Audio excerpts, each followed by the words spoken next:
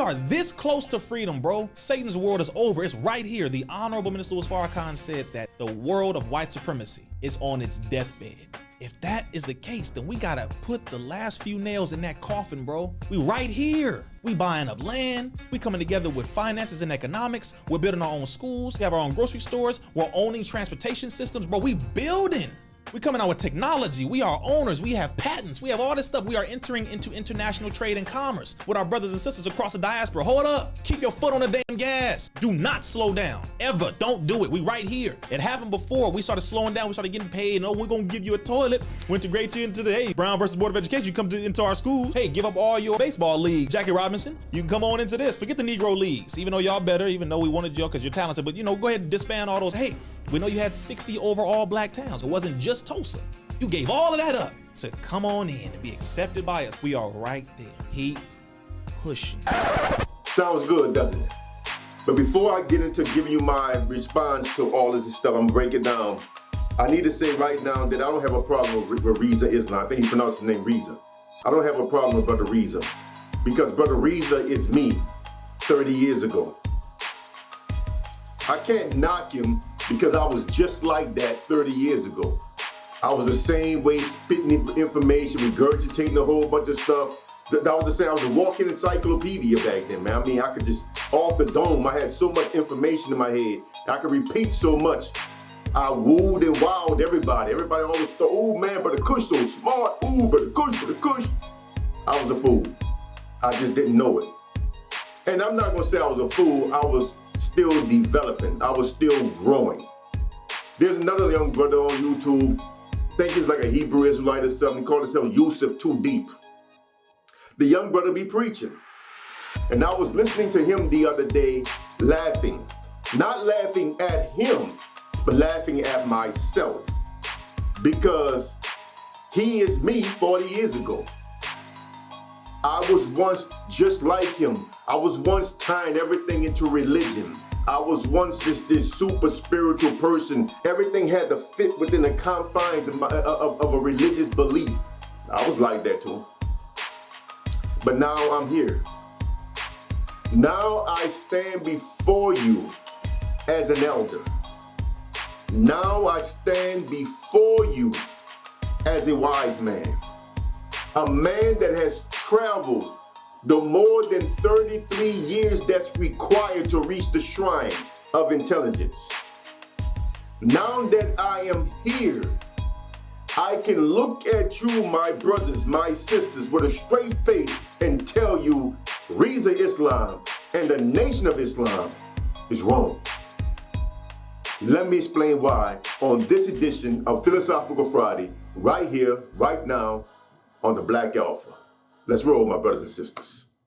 Everything I'm about to say, you already know it to be true. You are a slave. You are a slave to money, to social economics, to status, to politics, to ideology.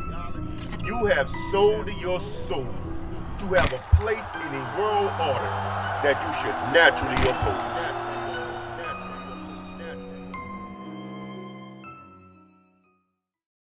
Now, the first thing Rizza starts off saying is that we are this close to freedom. He sits there as a man without a chain on his body, without a shackle on his feet, talking about we are this close to freedom. What kind of slavery are we in? And if we are this close to freedom, then how is playing into the system more going to free us? Because the system has to be the prison. What kind of slavery is he describing when he said we are this close to freedom? Because I ain't no slave. At least I'm not no more or less of a slave than the white man next to me, than the white woman next to me, than the Asian woman next to me, than the Asian man next to me, so forth, so on. So when you say we are this close to freedom, what do you mean? Because the last I checked, we have it no worse than nobody else. We are in no worse of a situation than nobody else. Homelessness is not a black problem. Illiteracy is not a black problem. Crime of being convicts is not a black problem. So when you say we are this close to freedom, what are you talking about? You see, this is what I mean by trivial information. When you say stuff like that, actually that's not even trivial. That's more of a gaslight or smoke screen or straw man. Basically, you're saying something that sounds good that actually means nothing, because what exactly is Rizza talking about? Because the truth of the matter is, we are no more or less slaves than nobody else. Understand that first, my brothers and sisters. And when you understand that, you're gonna start looking at this stuff differently. You're too busy making this about you. And that's why we can't get out of the situation, because we think that this is a situation that is unique to us. And it's not. It is not a situation unique to us.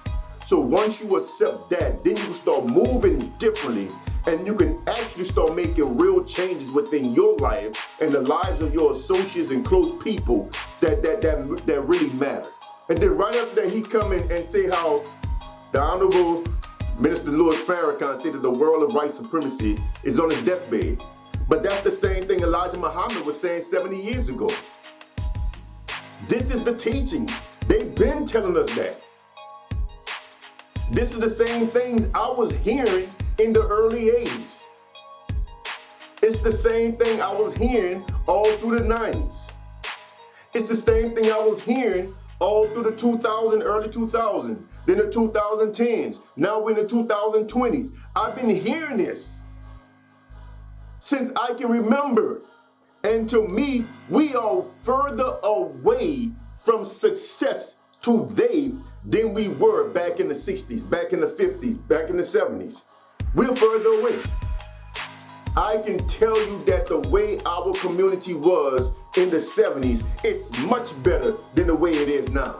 I can tell you, because look, I went to school with friends who moms and dad owned the clothing store around the corner, who mom and dad owned the grocery store down the street, who mom and dad owned the eatery over there, who mom and dad owned this store and that store. This is how the black community was. Every store in there was owned by us, with the exception of maybe the liquor stores. But every store was owned by us. Today, all that's gone. We have not made advancements, we have gone backwards. And right now we live under the illusion of making progress because we are starting to become cogs in the system. That's where I'm going with this. Just give me time to build it up. I'm going somewhere with this here. This is Philosophical Friday. You know, for the people that mess with this channel, this is what you're signing up for. I don't want to sit around and talk about women all day because I don't have a problem with sisters. You know, we are all messed up. But my message to that is just find people you can deal with as far as your personal life goes. But this is the kind of things I want to talk about. So let me get to where I'm going with this. I don't want to talk about women all day. Let me break this down for you. Let's start with the school. If you build a school, but all you teach is the same curriculum that's accredited and allowed by them, because what you don't understand is that you could build a private school, but the curriculum that you teach has to be accredited. Otherwise, your children, the children that go to that school, will not be recognized as having gone to a real school, which means technically by laws of most states, the parents are in violation of the law and can be arrested because the children are not attending a real school. So under the system, it don't matter if the school is built, created, managed, and taught by blacks. It still have to be approved by whites. Yeah. What you teach still have to be approved by whites. So it don't matter if you build a school and you teach the same lies, the same slave lies, the same 1619 project, the same critical race theory, the same Pan-Africanist theories, the same Hebrew theories. It don't matter who runs the school if we teach our children that we came here as slaves, that we were nothing but the property of these people. You damage your children before they have a chance to get started. You teach them that first, and then you try to tell them, oh, but you come from a great people. It's too late. The first thing they heard, the first thing they believe is that they are inferior, and they're going to spend the rest of their lives trying to change that. They're going to spend the rest of their lives trying to prove to whites that they can be better than just the average black person. You do that. Don't matter who owns the school. It don't matter who created the school. It don't matter. You still have to teach a certain curriculum because we are within their system. Now let's go to banking and finance and all this stuff. Again, who controls the financial system? Playing within it is not changing it. Listen, let me slow down. I get passionate about this shit. Let me slow down. Anybody of any degree of intelligence should know that you cannot beat someone at their own game and within a game that they control totally. I'm not talking about controlling a little. They totally control it. You can partake in the system of economics and commerce on any level you want to. But them people have the power to make your business obsolete tomorrow if they so choose. They can pass a law that kills your business tomorrow if they so choose. They can initiate new technology that makes your business obsolete tomorrow if they so choose. They can change and tweak the rules however they want at any given time because this is their game. Playing within it is not going to change anything. You are only participating in it. And how stupid can you be to think that you are beating them by playing inside their game? These little $2-3 million you talk about making, these people own the money. They couldn't tell you what they're worth because they don't have a number big enough to describe it. We probably don't have a word because they own the money. If they own it and they have the power to create it out of thin air, they can create the money out of nothing. They have that power, which means they don't have a stated net worth. They don't need it. They don't need it. They own it. You can't make enough money to use that against them. You can't do it. And you can't do no form of business within this system that's going to affect them in any kind of way or take away their power over you. You can't do it. Buying something wholesale and selling it to your brother at top dollar is not hurting the white man. Buying something wholesale from them because they still own everything. You don't own nothing. We don't own anything. We are playing within it. Participating in it is not the same as circumventing it. Come on, man. And again, this is no jab at Rizza Islam, you know what I'm saying? But y'all be impressed by this kind of stuff. I am not impressed by it, bro. I am not impressed by stupidity. And I'm not trying to say the brother's stupid. I gotta watch my words because, you know, I'm not saying he's stupid, but that stuff that he spewed out right there, all that stupidity. Because any degree of intelligence would allow you to reach the conclusion that we can affect these people within this system because this is their system. You cannot break him by playing in his system. You cannot break him by educating your own children under the mindset of white supremacy, inferiority. You can't break him with that. There is nothing we do that's going to affect these people. And then he goes on. He talks about the towns we had. He says 60. It was more than 60, actually. The problem was those 60 that he mentioned, they all got rated between, I think it was like between 1718. They got raided, they started getting raided and attacked between 1718 and accumulated in the red summer of 1919.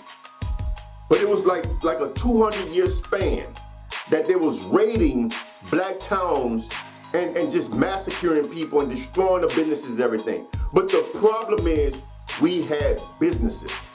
The problem is we started participating in their system. Now, show you how confused he is. He sit there and talk about like the baseball players, talking about, yeah, Jackie Robinson, come over here, forget about the Negro League, come over here, abandon your own, come over here. Same thing about we're gonna give you a toilet, we're gonna come to our schools. Well, what's the difference between that and capitalism? Capitalism is the crux of these people's power. It is their power source. You know, the system is the glove on that dude, Thanos. That's his name on Avengers, Thanos. The system is that glove. And those Infinity Stones represent the four main institutions: government, family, religious, and education. That's your stones. And the main stone, wherever the main stone was, that's capitalism. That's capitalism. So when they snap, they change everything. At the snap of a finger, they can change our world. So we have already given up. What's the difference between what you talking about, what Jackie Robinson, all the black baseball players did, and the towns moving towards capitalism when we had the farmland? We didn't need their system. We had the land. We were already eating. We were already living. We sold out for things that we didn't even need. The shiny things. We sold out for shiny things. Things that we already had if we wanted anyway, because I mean, this is still elements that come out of the earth. We already sold out. No matter how you chop it up, we already walked away. And this is how we had these towns. We didn't need to partake in their system on no level. We entered the system back then under the guise of separates but equals. We wanted to come in, but we wanted to come in as separates. And over time, they got our black leaders, black religious leaders, and so forth to pull us deeper and deeper and deeper into their system. And now that we're deeply invested in their system, they got us now. They got us now. Now we own nothing. And you got Negroes like Rizza talking about we are buying this and buying what? We owned it all over here before they came. But we don't know that because you brothers in the Nation of Islam continue to perpetuate the lie that we wasn't here before they came here. Y'all continue to perpetuate the lie that we were dragged over here in chains, and we wasn't. Every time Farrakhan opened his mouth, he talk about that, knowing good and damn well that his family is from the West Indies. We wasn't dragged over here in chains. They know better. But again, they are all products of this white man's educational system. That's the problem with the nation. They are all schoolboys. They are all PhD holders. They are all BA holders. They are all MD holders, master degree holders, MD, like medical, huh? They're all master degree holders. This is the problem with them. They've all gone through their schooling system. So the way their minds work is still within the confines of their masters. And they talk a good talk. They sound good, but we are not going to beat these people within this system. And it shouldn't take me to tell you that. We are not going to beat these people within this system. Period. End of. We can stop talking. We are not going to beat them within the system. If we want to win as blacks, we have to find a way out of the matrix, not deeper into it. We're doing international commerce. Yeah, based on what? What banks are you using? And it don't matter if the bank is owned by a black person. That bank is still under the laws. That bank is still under the management of the top banking system, which is them. It don't matter how you chop it up. We can't have independence within this system because the system already has its masters. You would never be a master within it because it already has its master. It already has its rulers, its controllers. You can't be that. The creators of it are that. The creators of anything are always that. You can't ever be created by something and turn into the creator. It don't work that way. And right now, what the Nation of Islam is preaching is that you should embrace being a product of this system, of this matrix. They want you to believe that you're going to somehow beat these people by becoming a product of their system. Now that is stupidity.